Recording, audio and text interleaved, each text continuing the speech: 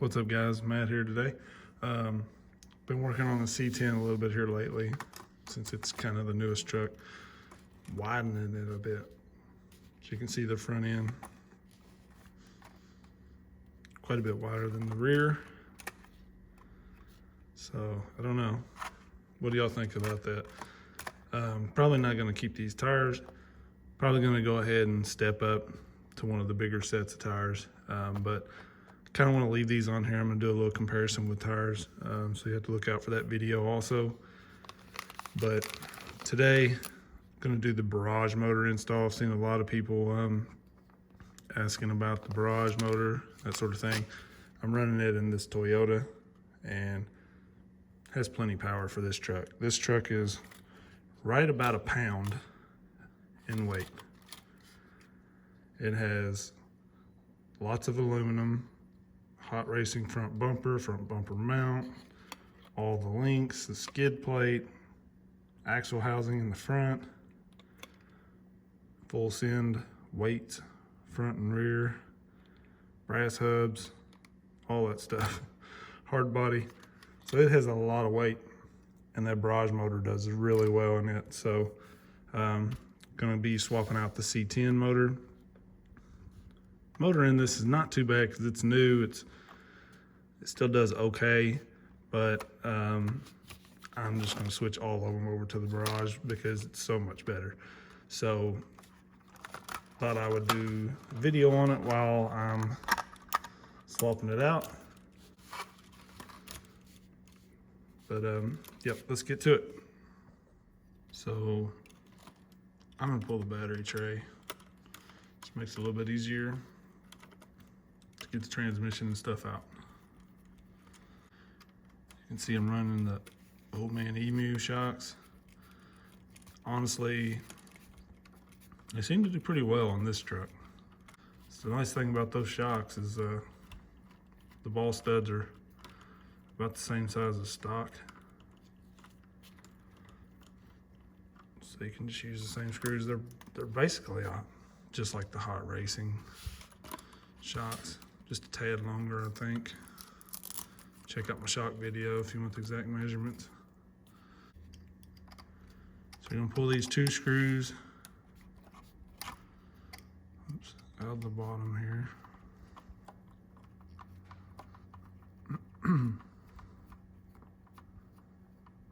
So two screws out of the bottom.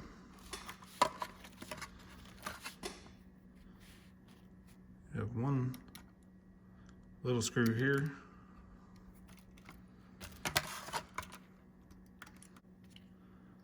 These screws are all pretty much the same, so not a huge deal if you mix them up a little. Super simple to pull the whole transmission, motor, everything out. Basically, we just need to pull these screws and these screws and just start pulling all this apart.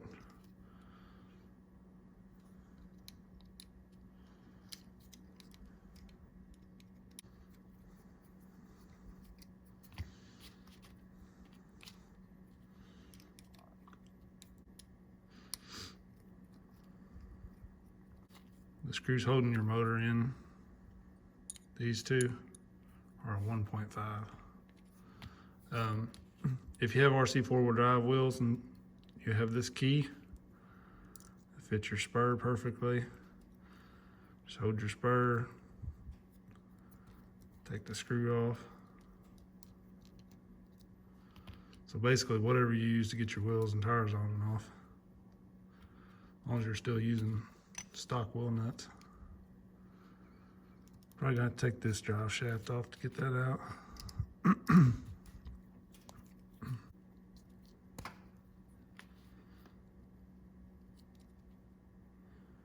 Spur gear, when you pull it off, pay attention to the lip on here. This side goes down. The side that sticks out farthest goes down when you put it back. You can see one side's a little more flat than the other. Flat side is up, thick side down. Now we'll go to these two screws that hold the motor on with the 1.5. Now these are the only screws that really are different. You can be able to tell that pretty easily because they're different size head on them and everything. There's the motor. She's free. So now all we got to do on this motor plate is pop a hole here and here. Different. You can see the holes to mount it are staggered. They're opposite. So when you put it in there, there's no good way to mount it. So all you got to do is make sure you keep this flat edge like that. And honestly, I've seen people make a template and do this, do that. I just eyeball it. It don't have to be that close. You know you're pretty much gonna have to be as close to this edge as you can get, just like this one, but over here. So I just kind of do that, drill them both, and run with it. It's not that important. You can make them a little bit big. Just gives you a little bit of movement to line up your mesh and then tighten it down. So I'm gonna pop these holes real quick. I believe last time I actually just used, this bit. I'll have to get the size on this bit for you, but basically just find something that fits the old hole. If it fits in that old hole, you're good.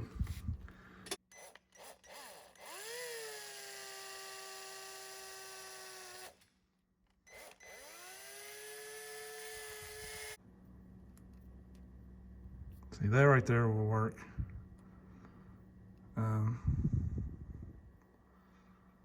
I'm gonna go make it just a little bit wider.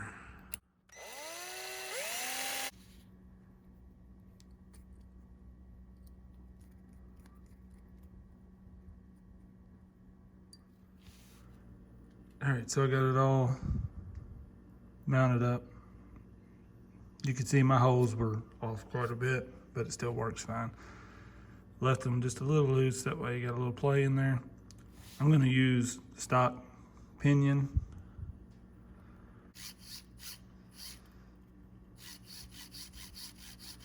Moves pretty easy.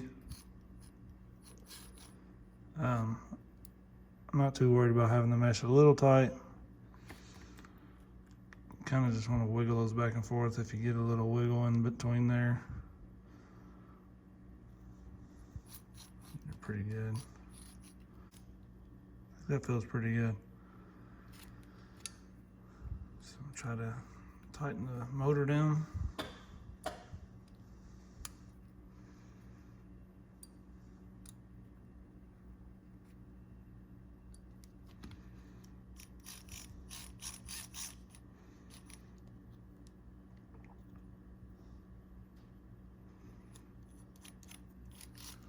Not bad. So now we're gonna have to switch these motor wires because the truck will run backwards when we get it in there.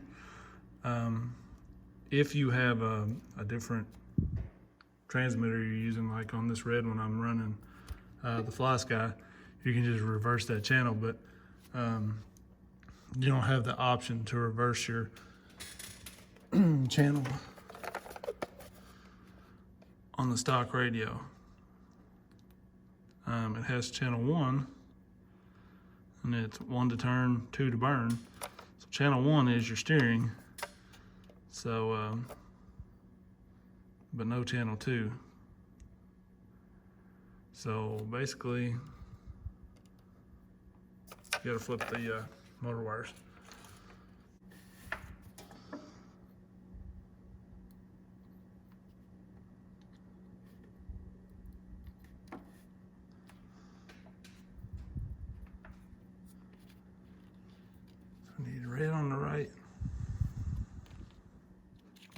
forget.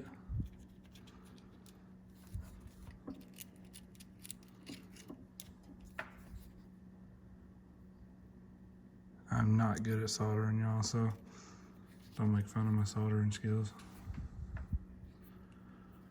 I just basically put a little bit on there and hope it sticks.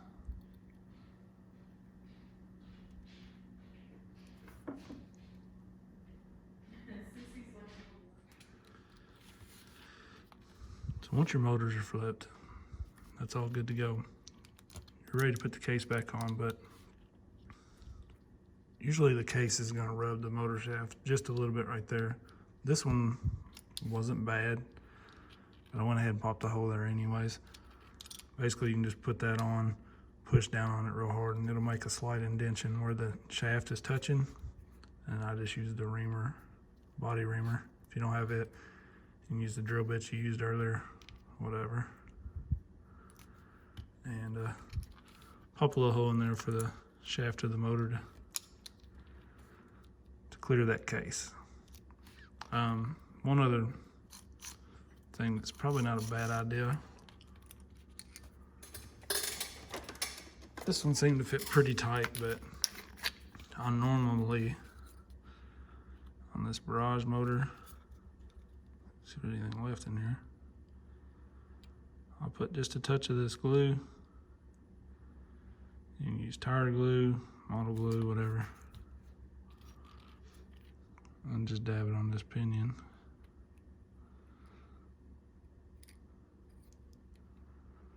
Try to get just a little bit on there to kind of hold that in place. Pretty tight fit on this one, but normally that pinion's pretty loose on the shaft of the Barrage motor. So it seems pretty good. So we'll throw our case back on.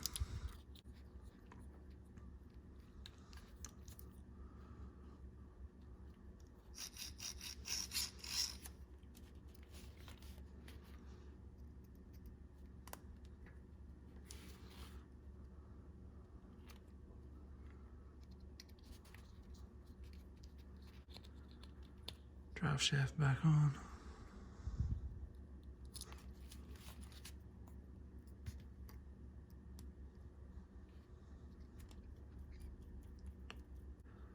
Now it's time to throw it back in the truck.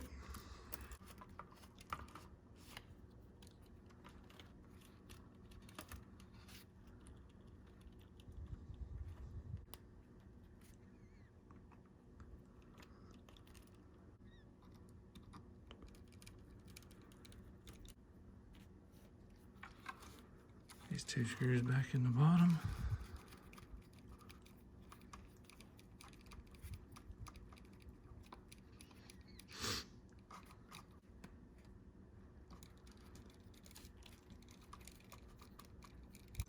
Probably have to cut the battery tray.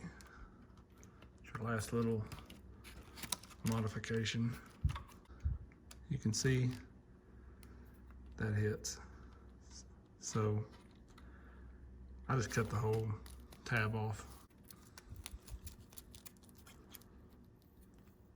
Just clip it off.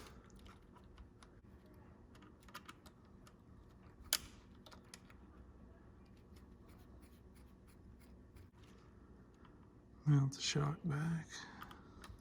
Like I said, on yours, if your shocks aren't mounted to this area, probably be a lot easier on you because your truck won't be squatting like that. Just run on something like that. Doesn't really matter on this truck. It's still basically stock, so it'll work. Overall, super cheap upgrade, well worth it. If you have any questions, hit me up. Appreciate you watching. Peace.